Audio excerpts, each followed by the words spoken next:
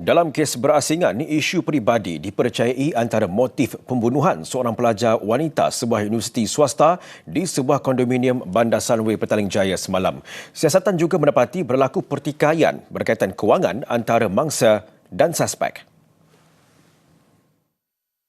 Pada peringkat siasatan awalan sekarang ini, pihak polis berpendapat bahawa motif kejadian adalah disebabkan oleh isu peribadi, iaitu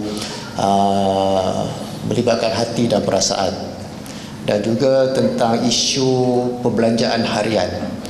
Kerana dipercayai pada peringkat awal siasatan ini, suspek dan juga si mati adalah mengenali antara satu sama lain serta menjalinkan hubungan. Polis sedang bekerjasama dengan pihak universiti untuk menyemak latar belakang pengajian dan status mangsa dan suspek. Beberapa keterangan daripada jiran juga telah diambil bagi membantu siasatan mengikut Seksyen 302 Kanun Keseksaan.